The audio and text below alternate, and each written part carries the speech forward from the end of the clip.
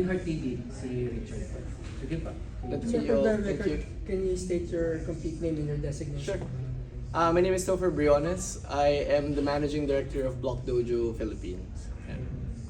Sir, yung nangyari kanina, it is pitching for what po specifically?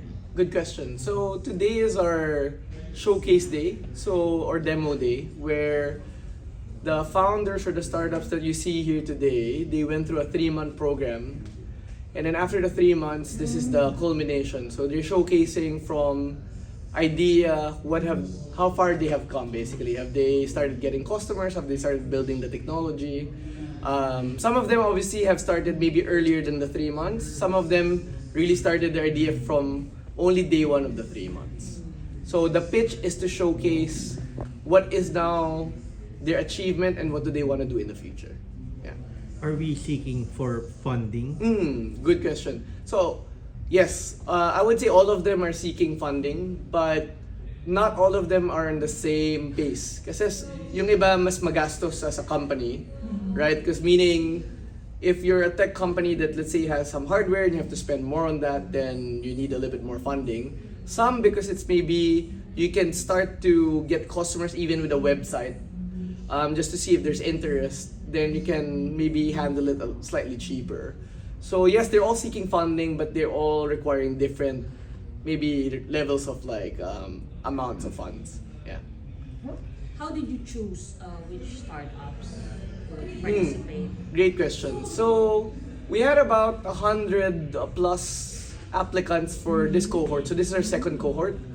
We had a pilot run of 3 startups in cohort 1. So for cohort 2 we had 6, right? So we had about 100 plus applications for that.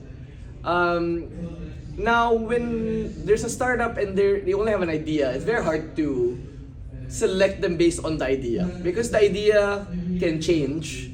So we really check if does the founder have some sort of competitive advantage or better understanding of that problem that they want to solve. So kunyari, you'd probably see, let's say, Clarice from Willow. She's been a coach and also in the HR space. She's taking her master's degree in psychology. So she has a bit of authority to talk about mental wellness in the Philippines, right? Parking, this is his second IoT startup. So because his startup requires IoT, then you can make sense of it, right? Same with who was the first one? Pet2Pass, he has 10 pets. He's very passionate about it, right? He will go to pet events every weekend, right? So we're trying to look for, is this founder very strong at something, has some business potential, but also it really knows that particular space that they want to create an innovation on.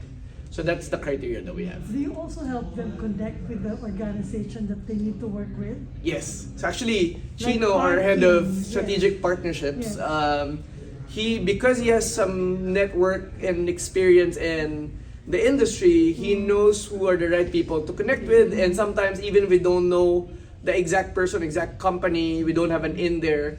We know enough people to kind of connect them there. So that's actually one of the value propositions that we give to the startups, right? To what extent? As simple as booking meetings with them. Sometimes we can get them as a mentor.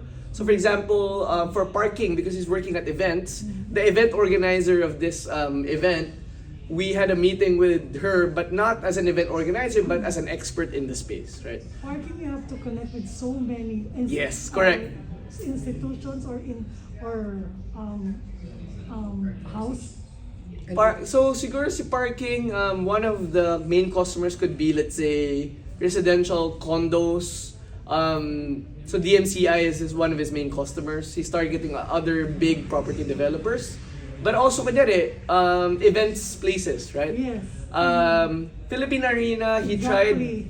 tried, I also watched Coldplay back in, a couple months ago. I had the same problem, to be honest. I understand the problem.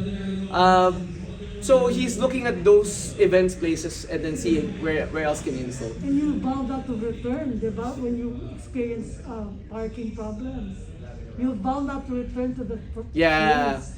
like lalo na you spend a lot of money on the event, pero it takes you 5 hours to get out of the event. So some people would be willing to pay, like if I ask you, would you be willing to pay 500 pesos just to make your 5,000 peso ticket more worth it, you're probably gonna pay the extra 500, right? That's what we do. We help them. We help bridge them to the right stakeholders that they need to speak to. Yeah. What are the emerging trends have you seen? What industries are reaching out to you? Applying for us or just in general trends in the market? Siguro, why we're in blockchain or Web3 is that it started with crypto and then became NFT.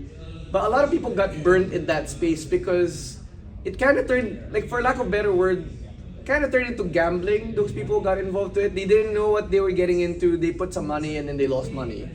But actually, that technology can be used for a lot of really useful things, like kunyari, digital identity. So for example, if you go to your eGov app, or let's say you have a passport, right? Right now, all of our documents are separate. My passport, my driver's license, my birth certificate, all of these documents. But actually, if you put them on the chain in a secure space, I no longer need to carry multiple documents. I can actually just put them in one portfolio of Toffer Briones, and these are all of his credentials. And then I can give permission to the people who want to check that I do have that document. So blockchain as a trend is actually gonna start to be more useful rather than the gambling component. Yes, people can get involved in that. I'm not gonna say whether that's right or wrong, but because that's for people's like personal belief, right? But in terms of utility, we can now start to see the application of blockchain to something that's really helping solve real world problems, right? Like ease the, let's say getting your document, like for example, one of the companies certified, they digitize, let's say, diplomas, transcripts, credentials, right? So rather than waiting for 3 days or 5 days and then paying extra to the school, you can now pay a smaller fee and then you can get it instantly, right? Like someone can check, yes, this person is from UP, this person is from this school. So that's blockchain. Blockchain is very useful for something like that. Yeah. And you're in your first year, am I correct? We are almost 1 year old. In about This year. so August last year we launched. I think the launch event was in Grand Hyatt last year in BGC. And yes, we're getting into our first year of operations in the Philippines. Yeah. So where is blockchain now in this and what are your I would visions say for it has grown a lot since last year, but it's still ongoing. Kasi in terms of education, more people still, sometimes a lot of these technologies, like imagine AI, right? Now AI is so popular, you know why? Because there's ChatGPT. Yeah. Right? Everyone knows AI now on a more normal level because they have interacted with ChatGPT, right? But people don't really care that it's AI. They just care that ChatGPT works. So I think in terms of that, blockchain has not reached the same level of success yet kasi you're probably not using an app that's based on blockchain yet, right? Unlike ChatGPT, it's very clear it's AI, right? So it's getting there, but it will take a bit of time for educating the market of where blockchain can be applied still. How many Yeah. companies do you intend to Invest in? Yes. So we've already invested 9 this year in the next cohort. What about last for year? So last year was just preparation for cohort 1 in So 9 January. this year. 9, yeah. Including So we this started the first cohort in January. The next cohort was in May, so second cohort in May, right? We finished today. And then the third cohort will be in September. one. Oh. So That's yes, good. we're targeting 6 to 8 companies as well. More. If they're more qualified ones, so maybe more than that, but that's the usual range, maybe 6 to 8 startups per cohort. What's the vision of blockchain? Of Block Dojo. Block Dojo. I know. Like I mean, the block is for blockchain, Yeah. so it's a fair mistake. We believe that we really need to empower founders because if you notice, our business model is we invest in idea to early stage founders, and like I said, the ideas always change through the program. So I think the vision is like one for Filipino talent to believe that hey, Filipino talent is actually world class, right? Sometimes we get overlooked. I lived abroad for 10 years, and then coming back, seeing it in the region, we're actually a lot more creative than we believe, right? Even English literacy is very high, right?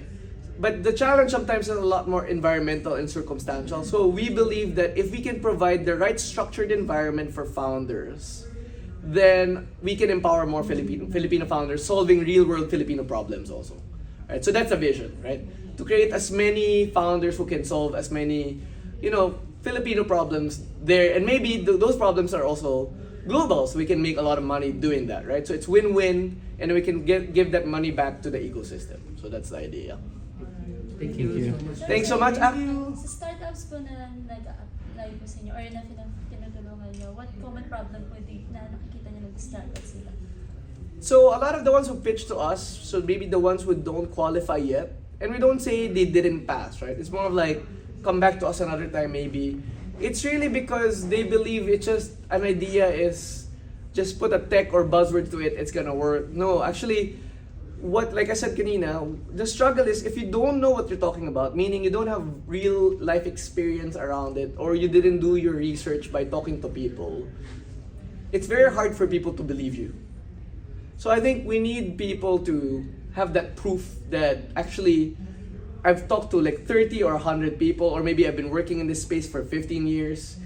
And then we notice that those are the people who really know the problem.